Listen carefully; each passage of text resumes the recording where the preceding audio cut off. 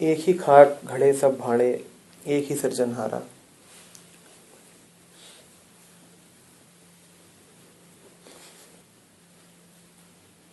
घड़े सारे एक से हैं, बुद्ध में और अंगुलीमाल में कोई अंतर नहीं।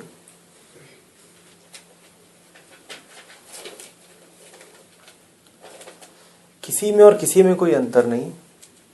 अंतर बस ये है कि कुछ घड़े ये जानते हैं कि सब एक से हैं और कुछ नहीं जानते कि एक से हैं। सब घड़े एक से हैं, कुछ घड़े ये जानते हैं कि वो अलग नहीं हैं, वो है ही नहीं, तो अलग होने का सवाल ही नहीं उठता। और कुछ घड़े हैं जो एक से होते हुए भी ये जानते हैं कि मैं तो खास हूं, मैं विशिष्ट हूं। और कुछ होने का अर्थ ही है विशिष्ट होना। तुम ये कहो कि मैं अमित हूं, इसका अर्थ है कि तुम कह रहे हो कि मैं खास हूं, विशिष्ट हूं, अलग हूं।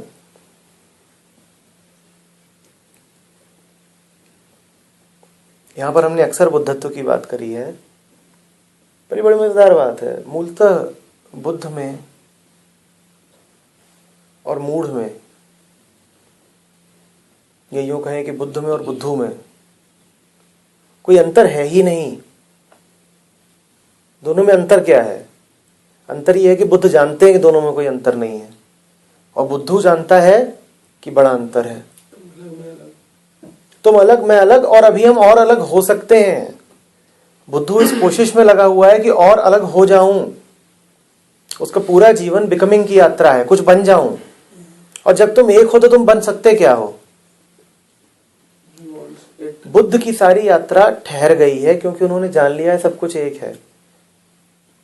और बुद्धू की यात्रा बहुत जोर से अभी चल रही है क्योंकि उसको भ्रम है कि वो कुछ बन सकता है। बुद्ध सरल है, स्पष्ट है, समझ गए हैं, ठहरे हुए हैं। और बुद्धू बहुत चालाक है, उसका मन लगातार गतिशील रहता है, लगा रहता है। कुछ ना कुछ चालाकियां उसकी चलती रहती हैं। याद रखिए, मन की हर हरकत बिना चालाकी के और कुछ नहीं होती। कोई ये ना सोचे कि मन कोई प्यारी चीज भी कर सकता है, वो चालाकी के अलावा कुछ नहीं करेगा। निश्चित रूप से, निश्चित रूप से।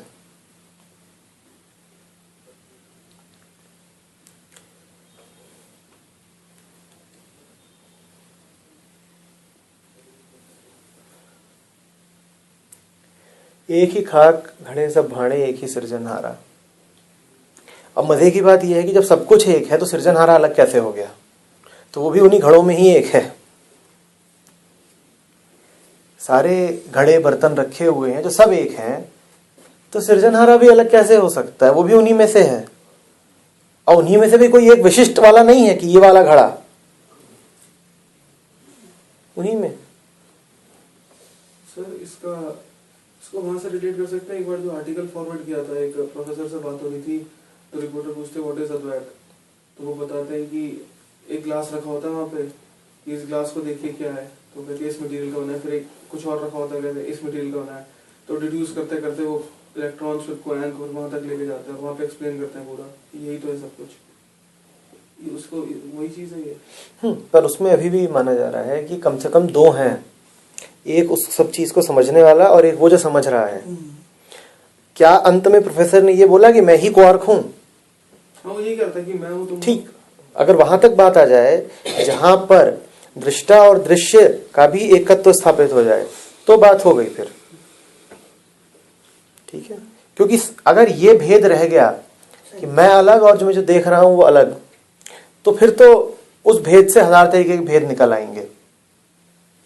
जब ये साफ साफ दिख जाए कि संसार और मन एक है, क्वार्क संसार है, जब ये दिख जाए कि संसार और उसका दृष्टा मन एक ही है, समझ में आ रही बात? ये एक ही है, तब समझिए कि कुछ जाना, तब समझिए कुछ जाना। और ये बात मन नहीं जान सकता, क्योंकि मन के होने का अर्थ ही है वो जो संसार से अलग है, वो जो संसार से अपने आप को अलग करके देखता है। समझ में आ रही है बात? एक ही सृजनहारा। अब सृजनहारा कोई निश्चित रूप से कुम्हार नहीं है जो सारे घड़े बर्तन बना रहा है, नहीं तो फिर जो प्रथम बात है वही वायलेट हो जाती है,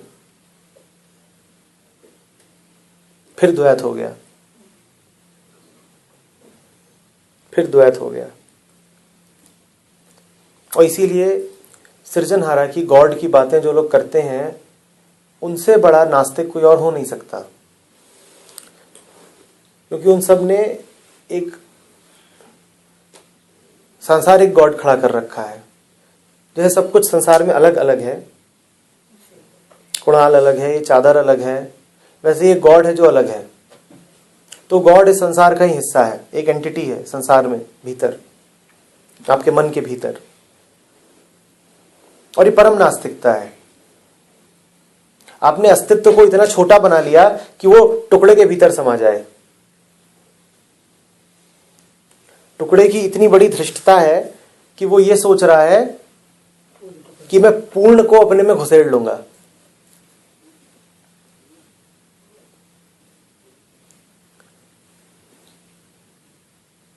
समझ में आ रही है बात?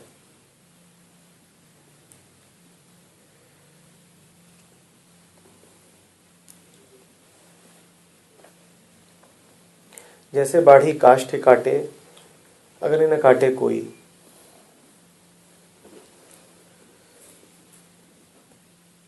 आग क्या है, कहां से आ जाती है? दो लकड़ियां आपस में रगड़ी जाती हैं, आग पैदा हो जाती है। वो कहां से आ गई?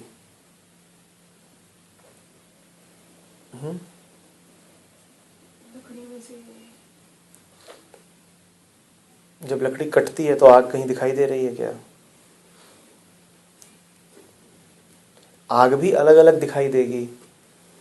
लकड़ी के रूप, लकड़ी के प्रकार, लकड़ी के आकार के हिसाब से दिखाई तो आग भी अलग अलग ही देती है।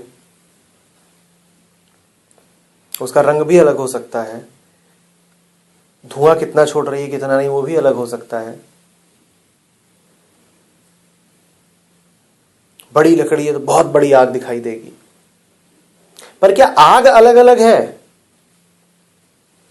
क्या आग अलग अलग है? क्या आग अलग अलग है? आग तो वही है सर, रूप उसके उस ऑब्जेक्ट के हिसाब से अलग अलग हो गए। और जो देखने वाली आंख है वो तो ये भी कहती है कि अगर आग शाश्वत होती तो जब लकड़ी मरती है तो आग क्यों मर जाती है? और ये बात सही है। लकड़ी जलती है, आग निकलती है, पर वही लकड़ी जब जल के खत्म हो जाती है तो दिखाई ये पड़ता है कि आग भी गई। तो देखने वाली आंख को तो ये भ्रम होगा ही कि आग लकड़ी की प्रॉपर्टी है। जब तक लकड़ी है तब तक आग थी, जब लकड़ी कोयला हो गई तो आग गायब हो गई। यही दिखाई देता है ना।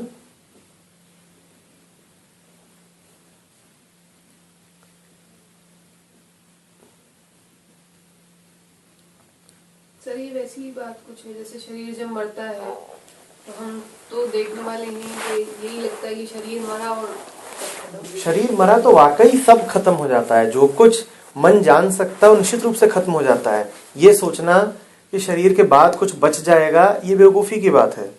आप जो कुछ जान सकते हैं शरीर के साथ वो सब कुछ चला जाएगा, निश्चित रूप से चला जाएगा। आप जो कुछ जान सकते हैं शरीर के साथ वो निश्चित रूप से चला जाना है। हम भी अभी जिस आग की बात कर रहे हो वही आग है जिसको आप अपनी आंखों से देखते हैं और मन से जानते हैं। वो तो लकड़ी के साथ चली जानी है।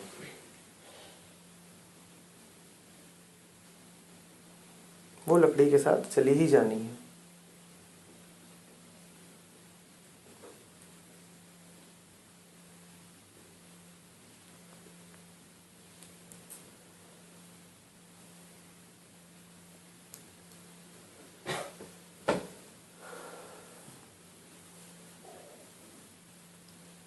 सब घटी अंतर तू ही व्यापक, धरे स्वरूपे सोई।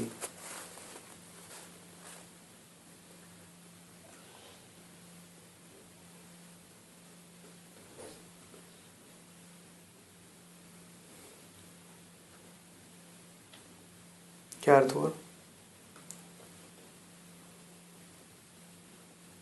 आकृति का मतलब आकृति, घड़ा, आकार। हर आकार में तू ही है। दो तरीके हैं कहने के, हर आकार में तू है और हर समय में तू है। हर जगह तू है और हर समय तू है। जो और कुछ नहीं कहा जा रहा, यही कहा जा रहा है कि समय भी तेरा है और आकाश भी तेरा है। हर समय तू है, हर जगह तू है।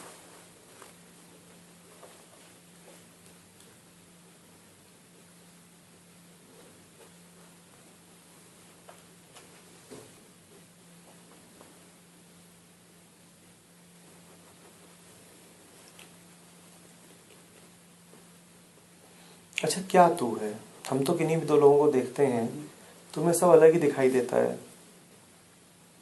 तो कबीर किसको कह रहे हैं कि सब जगह तू है और हर समय तू है? किस बात को कह रहे हैं? और दो लोगों की बात नहीं कर रहे, वो तो फिर ये भी कह रहे हैं कि जानवर, पत्थर, इंसान, नदी, पहाड़, हवा, दृश्य, अदृश्य, रोशनी, अंधेरा, सब तू है। क्या तू है? मन। मन से देखो तो सब अलग है। मन से देखो तभी तो नाम दे पा रहे हो। अलग है तभी तो उन्हें अलग नाम दिए हैं। नहीं तो रोशनी क्यों कहते और अंधेरा क्यों कहते? उनको एक ही कुछ नाम दे देते ना। इसके दो तीन नाम तो नहीं है ना, एक ही नाम है, पर दो अलग अलग दिखाई देते हैं तो उनके अलग अलग नाम है। तो मन की दुनिया में तो सब अलग अलग है। ये क्या कबीर कह रहे हैं कि एक है?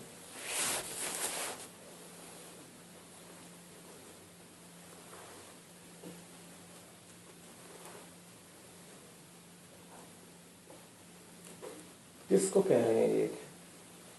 कैसे जानते हैं कि एक है? तू कहने में गलत ही है उस हिसाब से तो।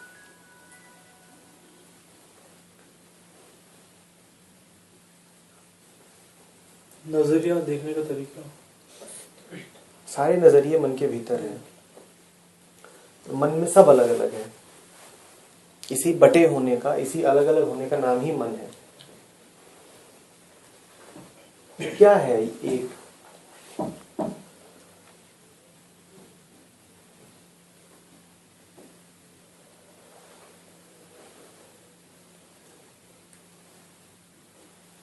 और क्या कोई तरीका है जानने का कि एक है? सर अगर जानने का तरीका हो गया तो फिर वो एक है ही नहीं। ठीक, तो कबीर ने कैसे जाना होगा?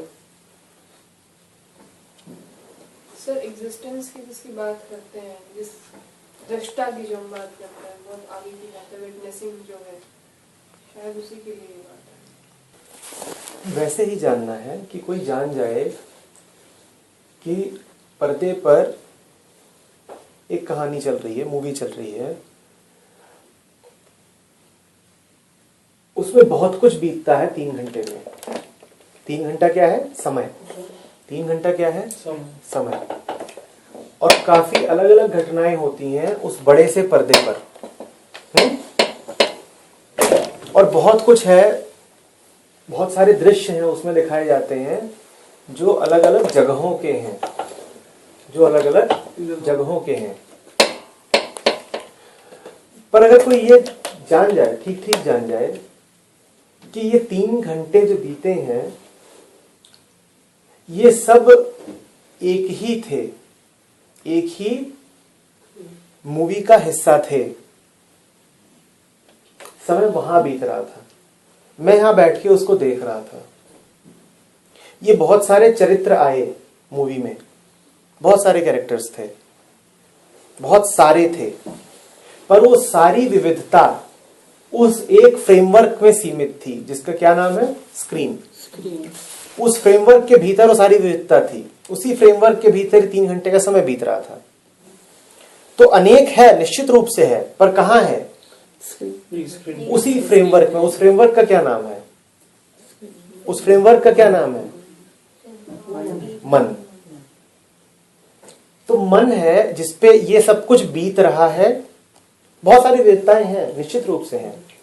मन के पर्दे पर बहुत कुछ है जो अलग अलग है, सभी कुछ अलग अलग ही है, उसमें कुछ एक नहीं है।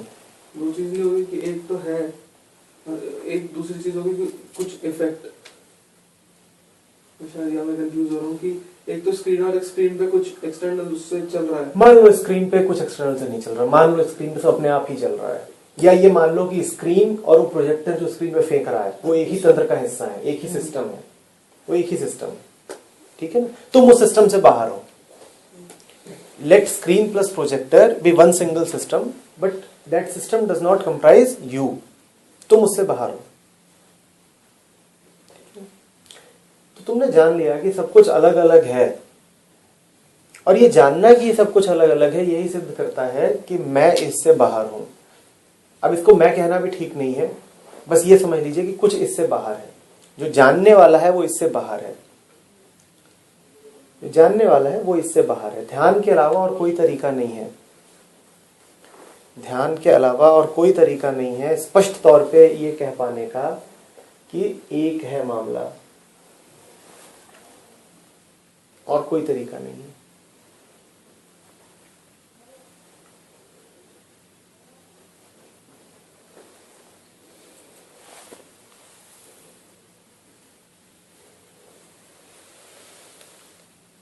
दो तरीके से प्रयुक्त होता है, एक तो मतलब के तौर पे, दूसरा लाभ के तौर पे। दूसरा लाभ के तौर पे। माया मोह में लाभ नहीं है, माया मोह में लाभ नहीं है। गर्व की कोई आवश्यकता नहीं, गर्व की कोई आवश्यकता नहीं। किस लाभ की बात कर रहे हैं कबीर? किस लाभ की बात कर रहे हैं? वर्ल्ड में जो गेन करते हैं, वर्ल्ड में तो इसी से गेन करते हैं, वर्ल्ड में तो माया से ही गेन करते हैं। वर्ल्ड में जो गेन की जाए उसी का नाम तो माया है। संसार में जो आप इकट्ठा कर लें उसी का नाम तो माया है। जो आपने पिछले बार बोला था, मनुष्य को ऐसा है, मनुष्य का अर्थ ही ऐसा है कि संसार से ऊपर उठना। बहुत बढ़िया, बहुत बहुत बढ़िया। उसका क्या अर्थ है? सारा कुछ ये है कि ये मन के भीतर ही चल रहा है, ठीक। इसको जान लेना। ठीक, जानते रहना, जानते रहना। कबीर किस लाभ की बात कर रहे हैं? अगर वो कह रहे हैं कि माया में लाभ नहीं, तो निश्चित रूप से लाभ उन्हें कहीं और दिखाई दे रहा है। वो किस लाभ की बात कर रहे हैं? कौन सा लाभ है? चीजों से हटने। उसमें लाभ कैसा है? वो लाभ सब क्यों बोल रहे हैं? वो जो सफरिंग ड्युअलिटी से बाहर आ जाएंगे तो ना दुख रहेगा ना सुख रहेगा। तो उसमें क्या फायदा? वो लाभ काहे का? न काला है न सफेद है, तो उसको लाभ का नाम क्यों दे दिया कबीर ने? गणित खत्म हो गई है। गणित खत्म हो गई तो क्या हो गया? जीरो मिल गया। आपने अपने आप को पहचान लिया, तो उससे क्या हो गया? रोज पहचानते हो, सुबह सुबह कंघी मारते हो, उससे क्या हो जाता है?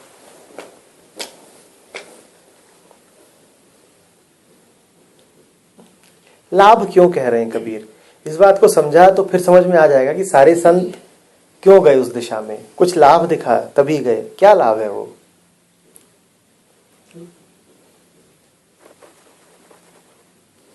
जो पहली बार स्पाउंड पुलिस कहते हैं उन्हें पाउंड दिखा।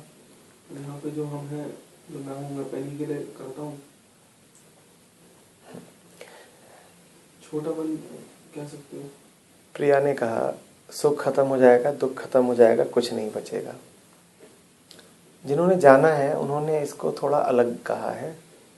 कहते हैं जब सुख और दुख के ध्रुवों के पार जाता है तो फिर कुछ नहीं बचता। जो बचता है उसका नाम आनंद है। सुख और दुख के पार जो है वो कुछ नहीं है, वो आनंद है, वो आनंद है। उसी को कबीर लाभ का नाम दे रहे हैं।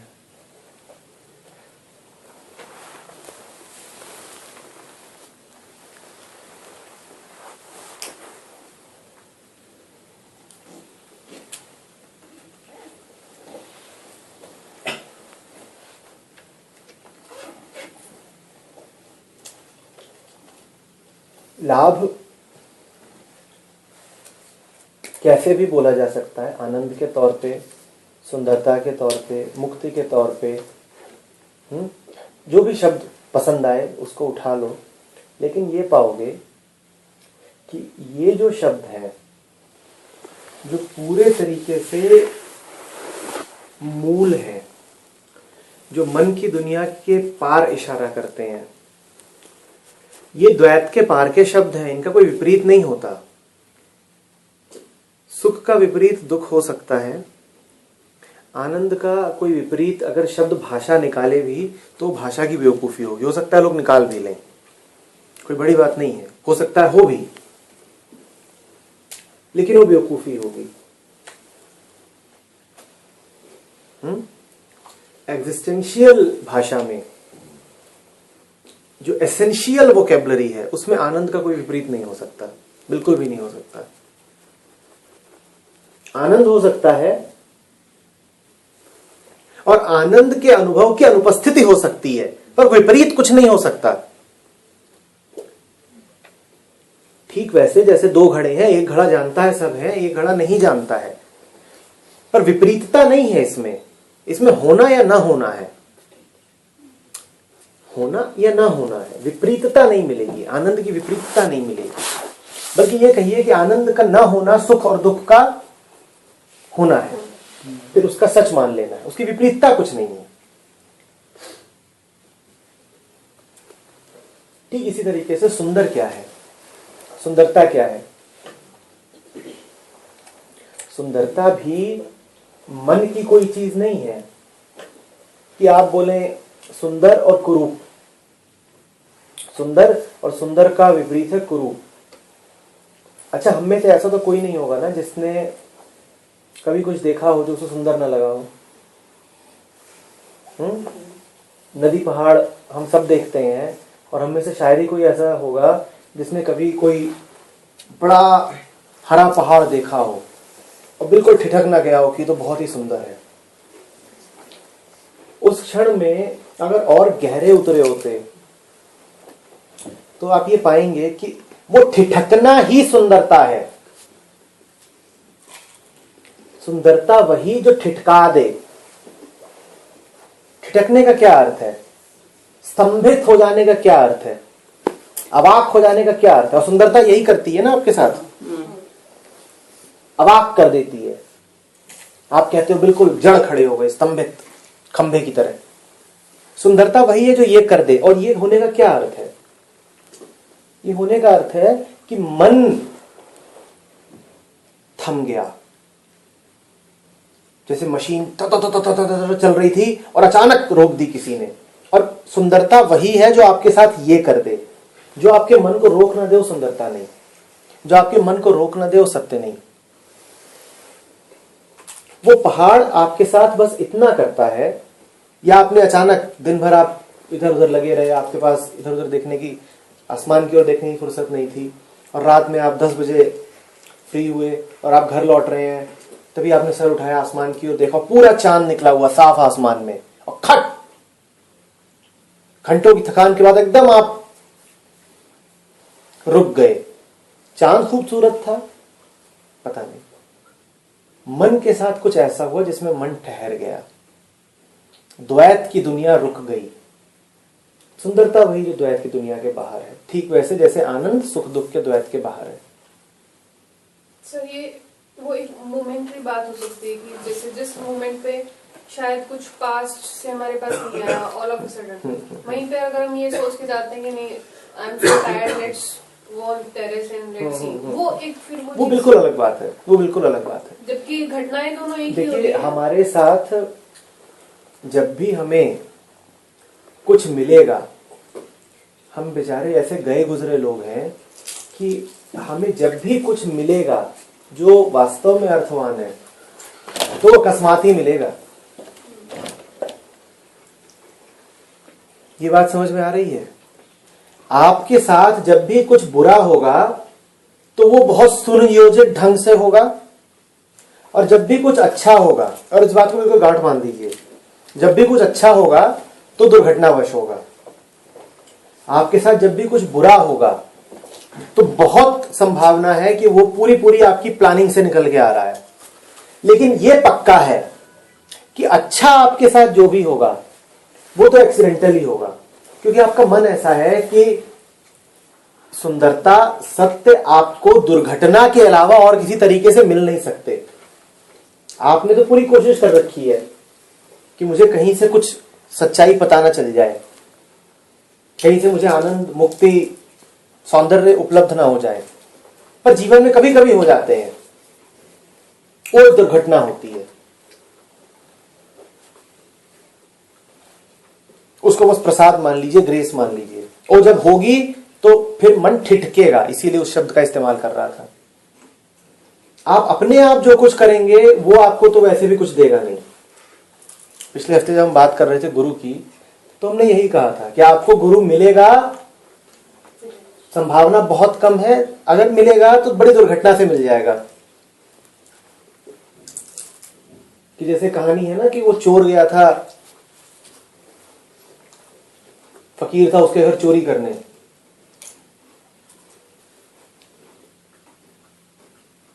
तो चोरी करके निकला तो पीछे से दौड़ के आया, बोला ये बचा, ये भी ले जाओ। जैसे कबीर कहते हैं कि भला हुआ मोरी मटकी फूटी, अब मैं पनिया भरन से छूटी। भला हुआ मोरी मटकी फूटी, अब मैं पनिया भरन से छूटी। तो फकीर, चोर दौड़ रहा है और पीछे पीछे फकीर दौड़ रहा है। बोलता है ये एक बर्तन और एक कपड़ा छूट गया है, ये भी ले जाओ, यही मेरा बोझ थे, आज इनसे भी मुक्त कर दो मुझको।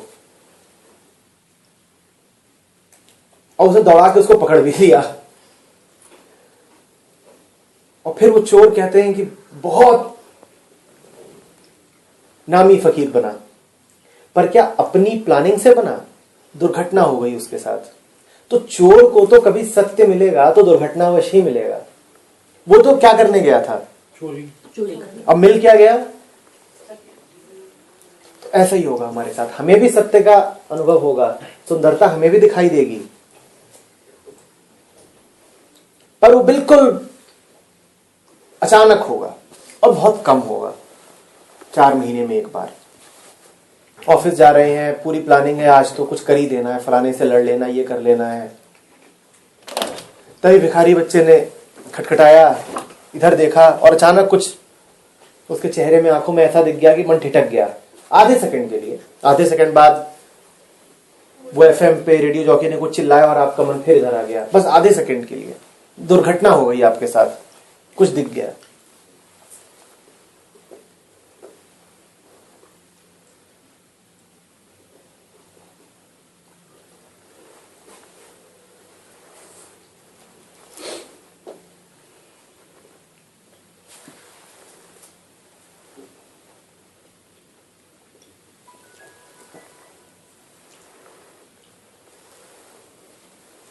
निर्भय भया कछु नहीं व्यापै, कहे कबीर दीवाना।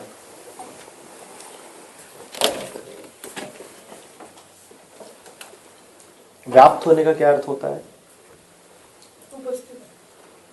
फैलाव। यही संसार, और क्या व्यापक है? यही तो व्यापक है, यही तो व्यापा हुआ है चारों ओर। कुछ नहीं व्याप्त है, अब कुछ नहीं व्याप्त है। मतलब अब आगे हम ये देखेंगे कि इस व्यापकता को कबीर ने निर्भयता से कैसे जोड़ा, या बेहतर कहें तो इस व्यापकता को कबीर ने भय से कैसे जोड़ा। संसार के फैलाव में और भय में क्या संबंध है? संसार फैला है, व्यापक है, और कबीर कह रहे निर्भय भया जब कुछ नहीं व्यापै, मतलब जब व्यापै तब भय है। ये बात समझ में आ रही है? तो संसार की व्यापकता और भय में कबीर क्या संबंध देख रहे हैं? सर, भय की वजह से ही तो संसार भी व्याप्त है, जो मन में भय। और जाइए थोड़ा अंदर जाइए। और जितने पोजेशंस हैं उन सब की जैसे इनसिक्योरिटीज हैं, फियर, उन्हीं सब चीजों से आता है। चलो और बताओ। वो बचेगा ही नहीं तो ठीक, और बताओ।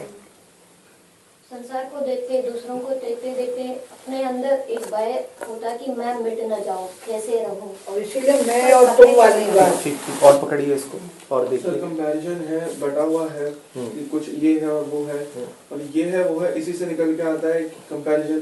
कंपैरिजन में एक चीज बड़ी होगी, एक चीज छोटी होगी। एक चीज बड़ी और छोटी होने का मतलब है कि एक हाई लेवल पे, लोअर लेवल पे, वहां से निकल के आता है भय। भय क्या है? मैं ठीक है ना, ना होना। ये बात हम बिल्कुल ध्यान से समझ लें। इसके अलावा और कोई डर होता नहीं है। ना होना ही एकमात्र भय है। नहीं हूं जो है वो डरा हुआ है कि नहीं हूं, यही भय, इसके अलावा और कोई भय नहीं। इस न होने के विचार का व्यापकता से क्या संबंध है? नहीं हूं इस विचार का व्यापकता से क्या संबंध है?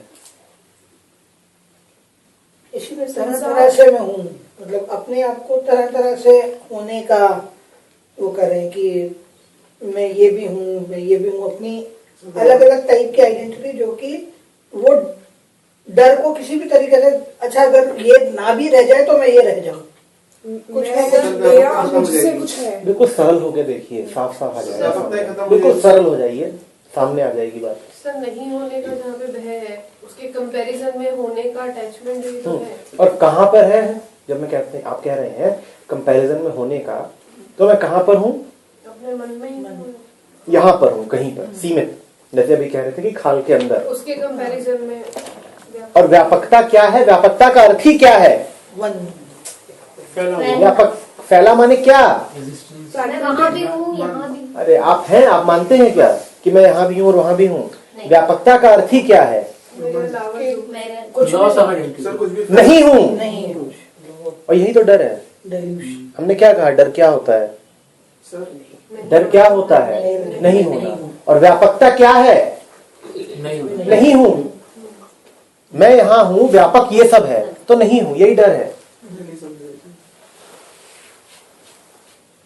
हर डर गायब हो जाने का डर है, न रह जाने का डर है, न हो जाने का डर है। तुम क्या वहां पर हो? यही डर है। व्यापकता ये एहसास है कि मैं सीमित हूं। व्यापकता यह विचार है कि नहीं हूं, नहीं रहूंगा। और व्यापकता सिर्फ स्पेस की, आकाश की नहीं होती, व्यापकता समय की भी होती है।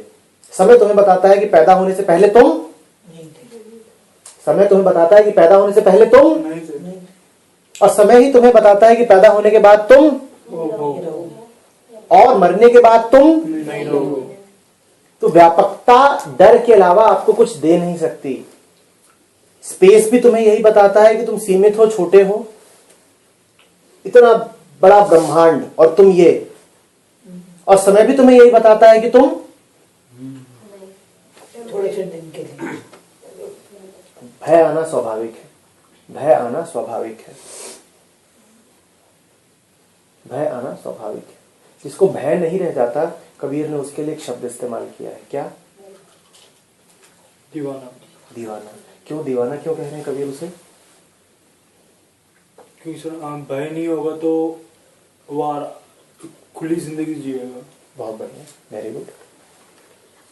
और फिर ऐसे आदमी को समाज क्या बोलता है? पागल। दीवाना शब्द का अर्थ कुछ और नहीं होता, पागल ही होता है। दीवाना शब्द का अर्थ होता है जिसकी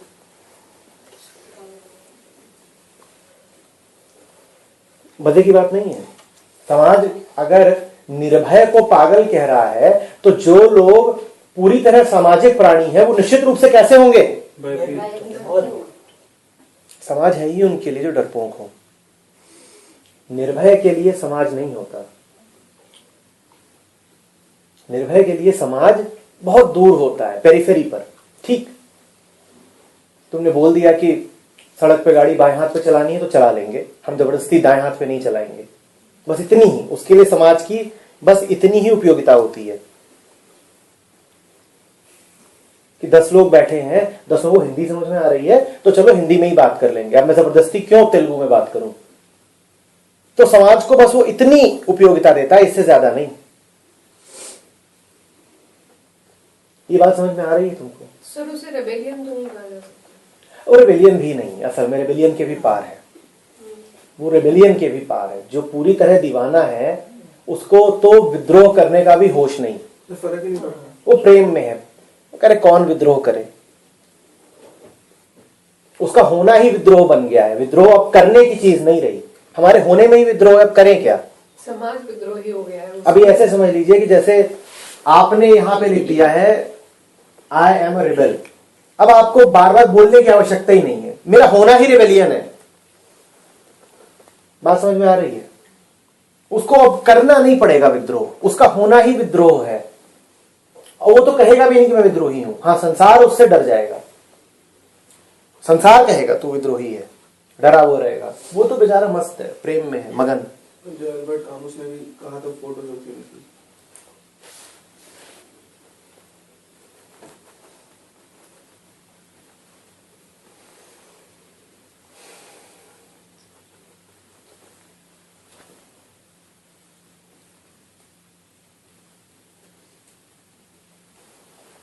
जो तुमसे एक पहचान चुराता हो उसको बाकी भी दे दो।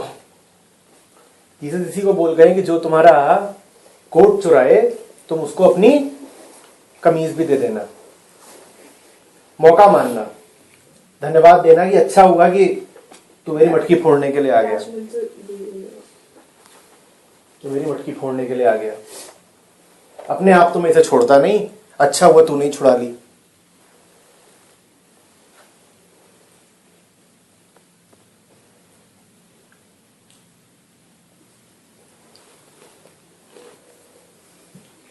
Fundamental question. मैं बस ये कह रहा था कि ये जो दीवाना होता है तो इसकी लाइफ में कोई शुड नहीं होता, ये ऐसे करना है, ऐसे करना है। वो जो आप बता रहे थे कि बस सड़क के किनारे चलना, वो लेफ्ट साइड में चलना, बस थोड़ा only rules that he follow, but basically rules जो है ना, कंडीशनिंग रूल की होता है। एक चीज और इसमें हम पकड़ेंगे, वो व्यर्थ के झंझटों में भी नहीं पड़ता। और व्यर्थ का विद्रोह एक व्यर्थ का झंझट ही है। वो ये भी नहीं करता है कि जाके इस बात पे विद्रोह कर रहा है कि 5 रुपए की सब्जी तू 7 रुपए की क्यों दे रहा है। वो दे देगा 7 रुपए, दे देगा। हाँ, रेस्टोरेंट में जाते हैं जैसे हम, generally they charge service charge और सर्विस टैक्स, समटाइम कुछ फॉर्मूला होता है उसके ऊपर ही दे कैलकुलेट कर लेते हैं, जबकि उसका पार्ट नहीं होना चाहिए। तो देर इज सम फॉर्मूला। तो मैंने देखा, मैंने कहा यार बहस करने का मोड़ दिया। ठीक है, एक तरफ मतलब जो लोग डरे हुए हैं, जिनका मन डरा हुआ है, उस डर को छुपाने के लिए ही शायद उन्होंने अपने मन को चंचल बना रखा है, इसलिए वो दीवाने नहीं बन पा रहे हैं। क्या बात है, बस ये याद रह जाए। ये वो अपने को इन्वॉल्व रख रहा है। देखो सब जुड़ा हुआ है, मन में भी जो ये सब टुकड़ा टुकड़ा है ना मामला, ये सब भी जुड़ा हुआ है। घूम फिर के सारी बात, मन की सारी घुड़दौड़ 2 शब्दों पे आ जाती है, जिनकी हम शायद आज 500वीं बार दोहरा रहे होंगे, ग्रीड एंड फियर। मन की सारी घुड़दौड़ इन 2 शब्दों में आ जाती है, ग्रीड एंड फियर। फिर हम जब इनको ध्यान से देखते तो हमें ये भी दिखाई देता है कि ये दोनों शब्द भी अलग अलग नहीं है, ये भी एक ही शब्द है, ग्रीड एंड फियर। तो हम कहेंगे यानी मन भी एक ही है। मन भी सिर्फ एक प्यास का नाम है, उसको तुम ग्रीड भी बोल सकते हो, उसको तुम फियर भी बोल सकते हो। मन भी सिर्फ एक चाहत का नाम है, एक सिंगल डिजायर। फिर जिसको खुसरो बोलते हैं कि पिया मिलन की प्यास, एक सिंगल डिजायर, वो अलग अलग तरीकों से अभिव्यक्त होती रहती है। कि कभी कपड़े अपने ज्यादा अच्छे खरीद लिए, कभी नौकरी ज्यादा अच्छी पकड़ ली, सारी बातें।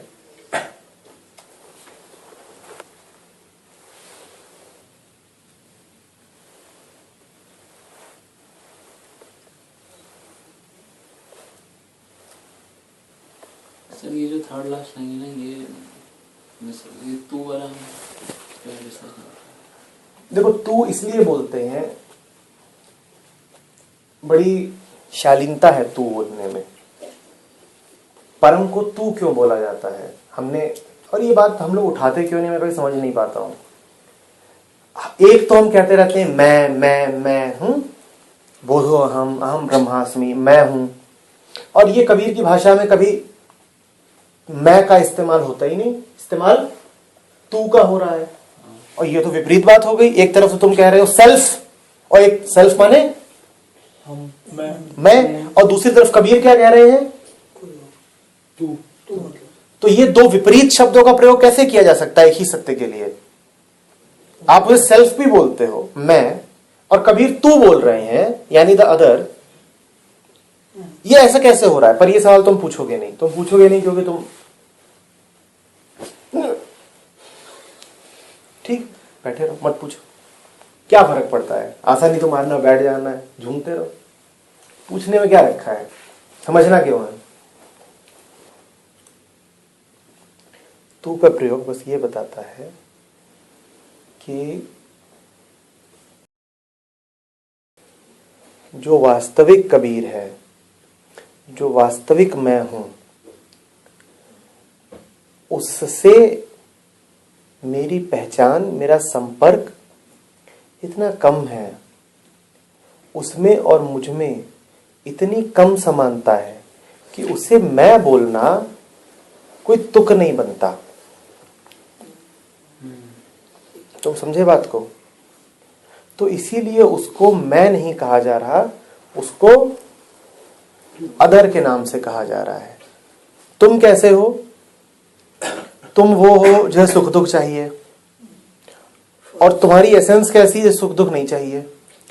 अब तुम अमित को और असली अमित को एक ही नाम से कैसे पुकार सकते हो? तो इसलिए उसको तू कहा जाता है कि वो मुझसे अलग ही है। मैं होते हुए भी मुझसे अलग है, इसलिए उसको तू कहा जा रहा है। बात समझ में आ रही है? मेरी जितने हरकतें हैं वो सब उसके खिलाफ हैं। मैं गुणों में जीवन व्यतीत करता हूं, वो निर्गुण है। मैं डरा डरा रहता हूं, वो निर्भय है। मैं चेष्टा में लगा रहता हूं, वो निश्चेष्ट है। मैं सीमित हूं, वो असीमित है। तो फिर मैं उसको मैं कैसे बोलूं? मैं उसको मैं बोलूं कैसे? तो इसलिए तू बोलते हैं, और कोई बात नहीं है। कोई ये ना सोचे कि भक्ति का मतलब द्वैत है। भक्ति द्वैत नहीं। जो लोग भक्ति इधर उधर घूमते रहते हैं, ये सब तो द्वैतवादी ही हैं। पर यहां पे जो ये हो रहा है, इसका अर्थ द्वैत नहीं है। असल में द्वैत तो जो बोलते हैं उनको कबीर ने दूसरी लाइन में साफ कर दिया है। क्या कह दिया है? कि दोई कहे तिन्ही को दो जग। दोई माने दुई, द्वैत। तो जो आदमी द्वैतवादियों को दोजख भेज रहा हो, वो स्वयं को तू क्यों बोलेगा? वो तू बोलने से बस इतनी सी ही बात है। बात समझ में आ रही है?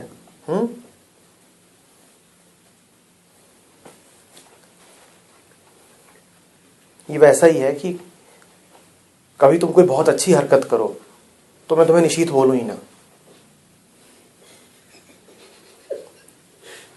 वो बिल्कुल सही बात होगी, क्योंकि निशीथ तो ये कर ही नहीं सकता। तो उस दिन कुछ और बोला जाए तुमको, और बिल्कुल लॉजिकल बात होगी वो। किसी दिन तुम होश में रहो तो उस दिन तुमको कुछ और नाम देना चाहिए। याद जगा हुआ है, तो ये वही बात है, उसको तू बोलो। फिर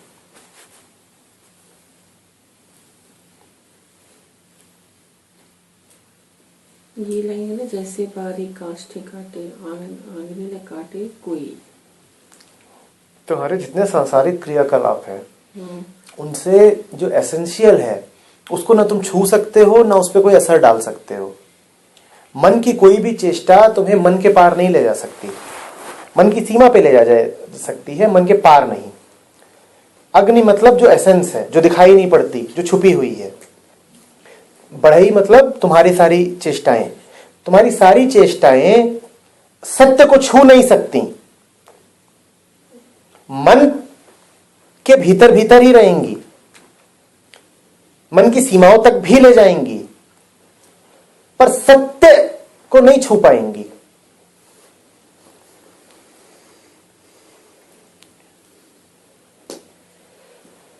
ऐसे समझ लो, अच्छा उदाहरण आया है, एक क्लिफ है, ठीक है, उस पे तुम दौड़ते हो, तो तुम किस प्लेन में दौड़ रहे हो? एक्स वाई प्लेन में, ठीक है, मान लिया कि एक्स वाई प्लेन है। कहीं पर वो जो क्लिफ है वो खत्म होती है और उसके आगे क्या है? आकाश, स्पेस।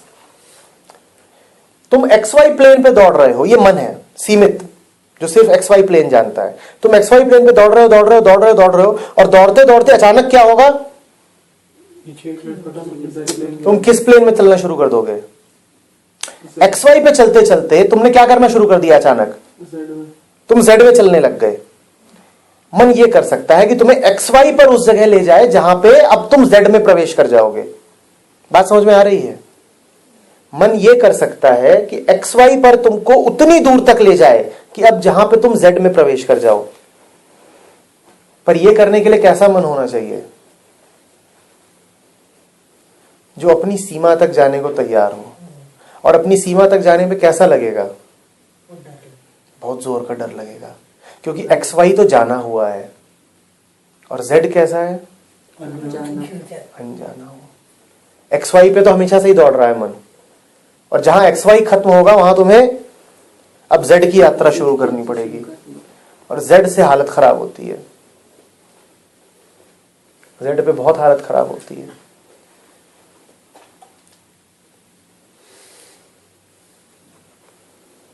समझ गए बात को?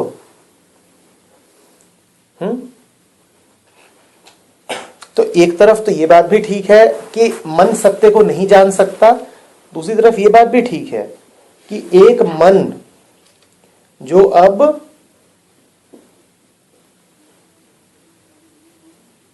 सत्य मार्ग पे चलने लगा, उसने वो रास्ता पकड़ लिया है जो उसे कम से कम उसकी सीमा तक ले जाएगा। देखो, तुम दौड़ रहे थे जब तुम एक्स वाई प्लेन पे थे, ठीक है ना? वो तुम्हारी अपनी चेष्टा थी, वो तुम्हारा अपना एफर्ट था जब तुम दौड़ रहे थे उस क्लिफ पे। अब जो जेड प्लेन में हो रहा है वो तुम्हारा एफर्ट है। जेड में जो हो रहा है क्या वो तुम्हारा एफर्ट है? वो तुम्हारा एफर्ट नहीं है। पर क्या ये हो सकता था बिना तुम्हारे एफर्ट के? नहीं। तो एफर्ट तुम्हें वहां तक ले जाएगा जहां से अब एफर्टलेसनेस शुरू होती है। एफर्ट तुमको उस क्लिफ के मुंह तक ले जाएगा, अब एफर्टलेसनेस शुरू हो जाएगी। कोई कहे कि नहीं, हमें तो क्लिफ पे बैठे ही बैठे एफर्टलेस होना है, तो उसका क्या होगा?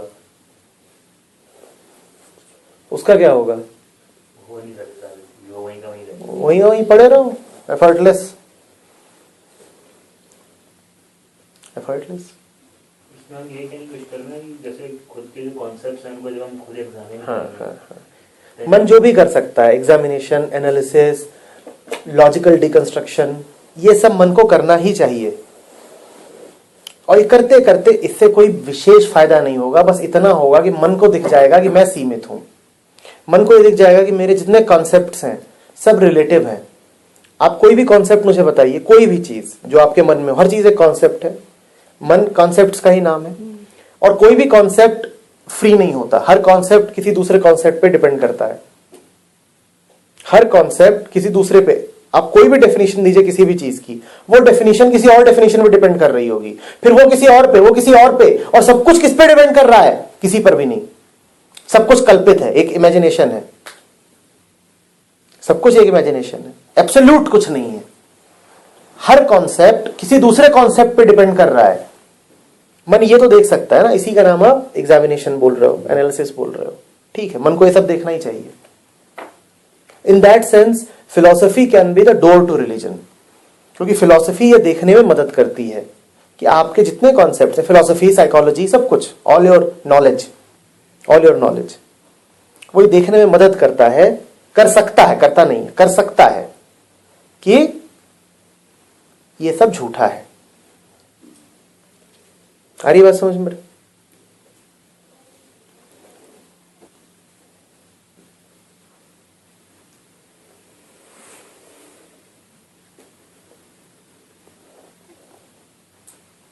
तो आपने z एक्सिस की बात की थी, ये z एक्सिस क्या है? जो एक्स वाई के बाहर है। बट उसको वो तो क्या मैं एक्सिस के टर्म से तो समझ गया, बट जो माइंड के कॉन्सेप्ट के बियॉन्ड है। यही अर्थ है इस बात का, एक्स वाई के बाहर है।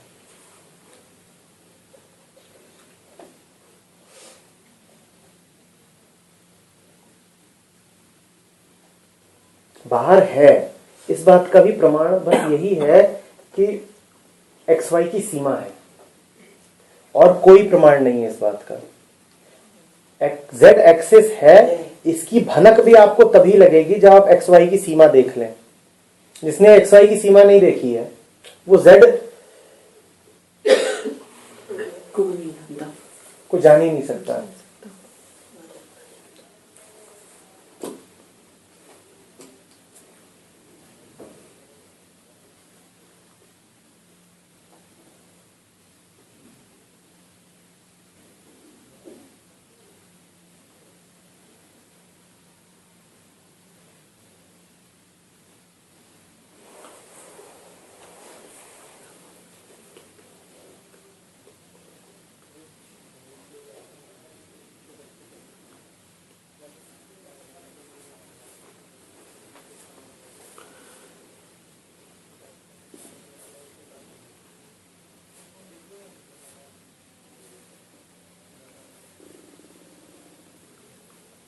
माया मोहे अर्थ देखी कही करी कही को गरबाना। सेकंड लास्ट लाइन जो है, माया मीन्स बाहरी जो आपको अट्रैक्ट करता है। माया माने 3 शब्द हैं, मन, माया, मोह। क्या अंतर है इनमें? मन तो माया जो होगा जो आपको अट्रैक्ट करके आपको उसको पाने के लिए। बोलो, मन, माया, मोह, इसमें क्या अंतर है?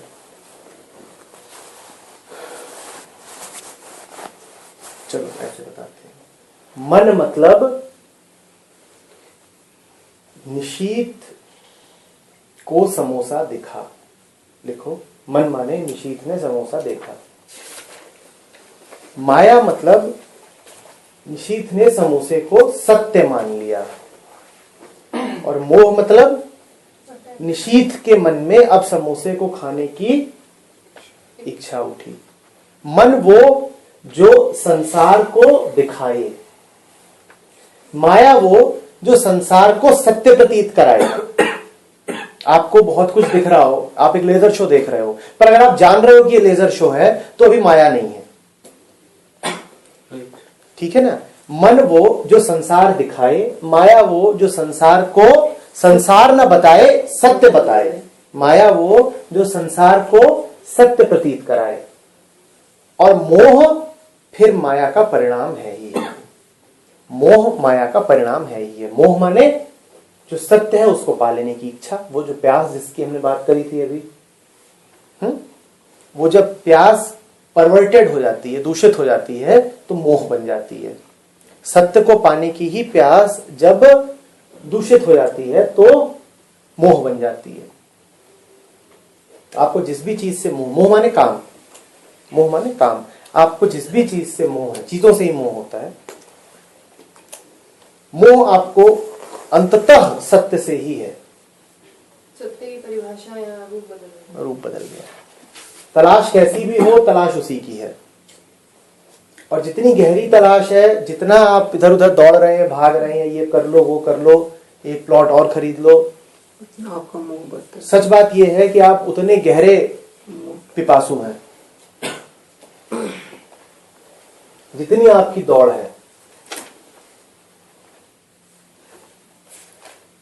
जितना बड़ा आपका सोशल नेटवर्क है, सच तो यह है कि आप और ज्यादा तलाश कर रहे हैं कि कहीं तो सत्य दिखाई दे, कहीं तो सत्य दिखाई दे। बस दिशा भ्रमित है।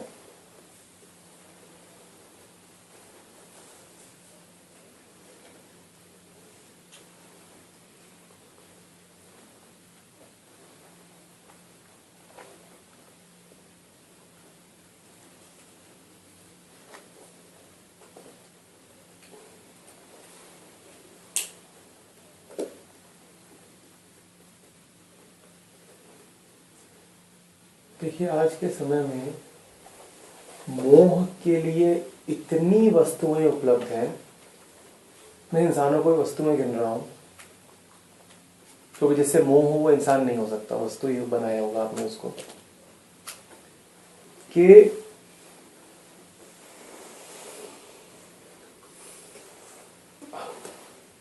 उससे हटके रहना, अलग रहना मन के लिए बहुत मुश्किल है। लेकिन ये भी तय है कि अब जो उससे हटेगा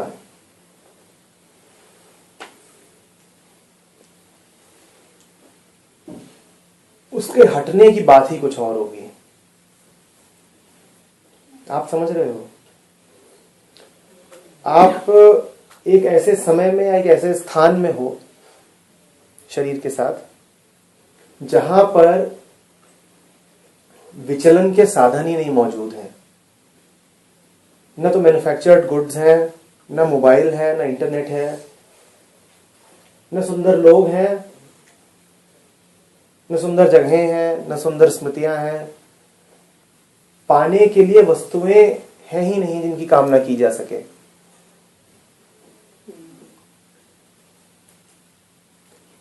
तो चैलेंज बहुत बड़ा नहीं है आपके सामने, सहज है।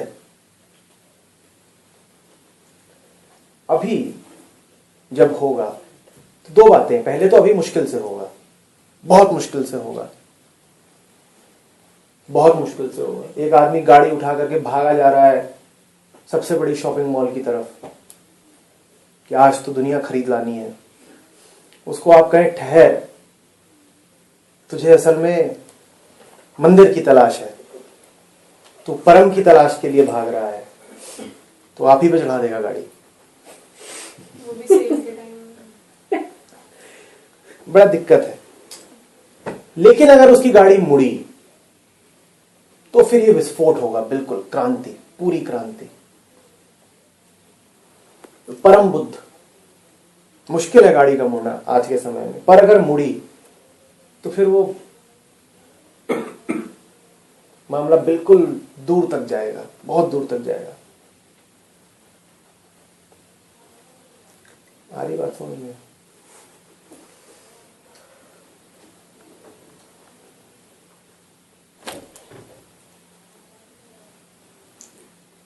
सर, दो स्टेटमेंट दिमाग में आ रहे हैं। कभी सुने थे कभी पहले कि जिस चीज की अति हो जाती है उससे विरक्ति हो सकती है। अति कहाँ होती है? अति इन द होने सेंस नहीं कि वो पाती। एक क्या बोलते सैचुरेशन जिससे नहीं आता। ये बड़ा लुभावना तरीका है मन में ही घूमते रहने को। और ये मुझसे कई लोगों ने कई बार कहा है कि सर जब तक करेंगे नहीं तब तक उससे पार कैसे जाएंगे।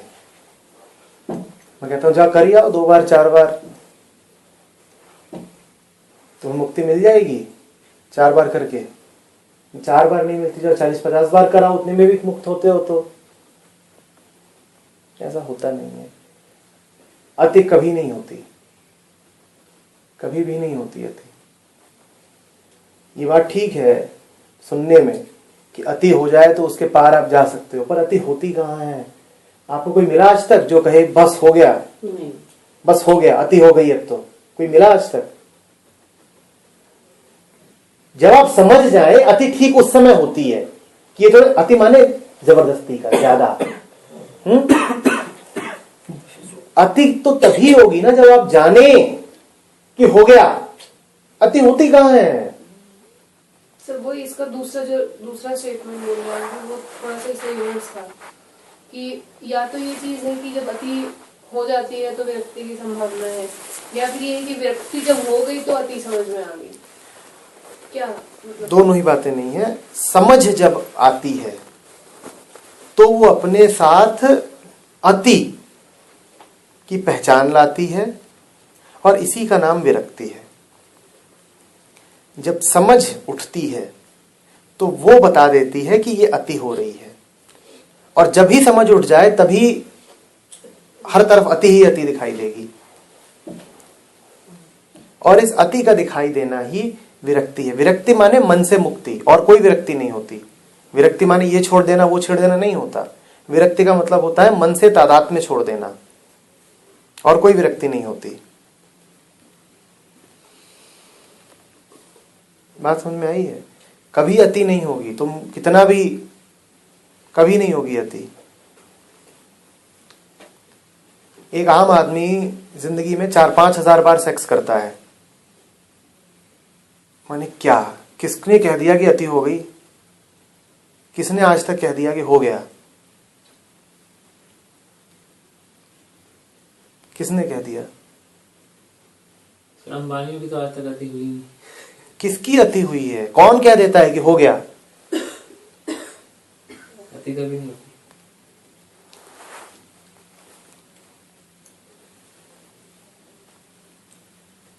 मुझे समझ में आनी होगी बात, उसको 5 बार में ही समझ में आ जाएगी। This is it, I am done, I am done, हो गया। आम आदमी रोज सुनता है ना, मौत हो रही है चारों तरफ।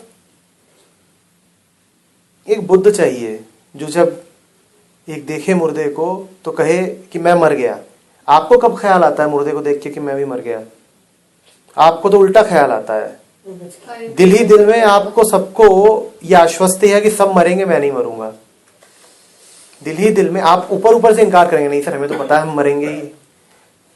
हम सब मन में ये माने बैठे हैं कि हम मरेंगे नहीं। ये समझने के लिए एक बहुत डिस्पैशनेट मन चाहिए, एक बड़ा तटस्थ मन चाहिए, जो बड़े ध्यान से खुद को देख सके और जान सके कि टाइम इज एन इल्यूजन। अगर सब मरते हैं तो मैं मर ही गया, टाइम क्या बीच में लाना, आज मरूं चाहे 20 साल बाद, मर ही गया। फिर उसको उसी समय अति दिख जाती है कि हो गया, डन, फिनिश्ड।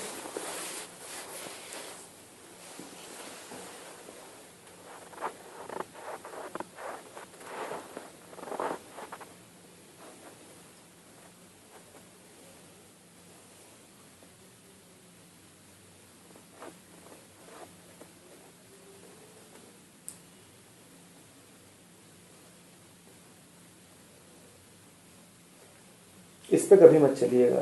ये तरीका जो कोई ये एडवाइस दे रहा हो ना कि बेटा जब तक संसार देखा नहीं तब तक सन्यास कैसे होगा, बचिएगा ये सब बातों से। ये बड़ी गड़बड़ बात है। पूछ लीजिएगा कि इतनी उम्र में भी नहीं देखा तो फिर मतलब कितने जन्म चाहिए देखने के लिए? कितने मूर्ख हैं हम कि अभी तक समझ में नहीं आया।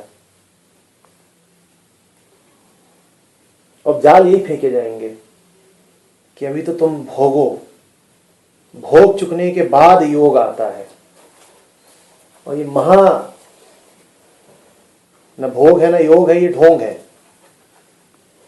भोगने से किसी का योग नहीं आ गया आज तक। समझ में आई बात? पहले वो 4 होते थे ना कि वर्णाश्रम, ये सब बड़े जबरदस्त हथियार हैं बिजी रखने वाले। कि जब बिल्कुल मरने को हो जाओ संन्यास तब संन्यास। हरिद्वार में जहाँ पे गए थे तो वहाँ पे बोर्ड्स लगा रखे थे, गृहस्थ ही तपोवन है, गृहस्थ ही तपोवन, गृहस्थ ही तपोवन है। हाँ, बहुत बढ़िया। इसका मतलब बिस्तर पे साधना करिए।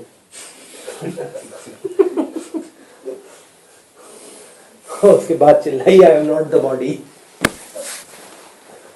तो ये महा कंजड़ों वाली बातें इनमें फंस मत जाना।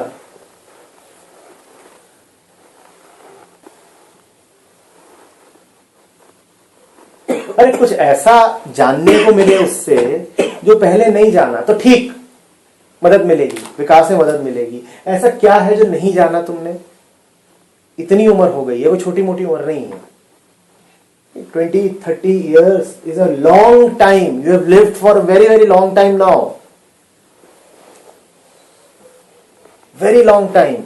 अभी तुम्हारे पास क्या है जो तुमने नहीं जाना, जो तुम्हें गृहस्थी में खासतौर में जानने को मिलेगा कि अब पता चला। जैसे तुम वैसे ही तुम्हें एक और मिल जाएगा प्राणी दोनों एक दूसरे से क्या जान लोगे? किसी का शरीर जानना है तो वो तो वैसे ही उपलब्ध हो जाता है, चले जाओ, बहुत सारी जगह हैं, 500,000 खर्च करो, शरीर पूरी तरह नहीं जाने की भी जरूरत नहीं है। सारी इंफॉर्मेशन इलेक्ट्रॉनिकली उपलब्ध है। हंसी तो आई है, खुश हुए तुम रात के लिए। यही जानना है, इतना ही जानना है। बायोलॉजी की बुक उठा लो, जान जाओगे। क्या है जो तुमको उसमें मदद देने वाला है? क्या मदद दे देगा?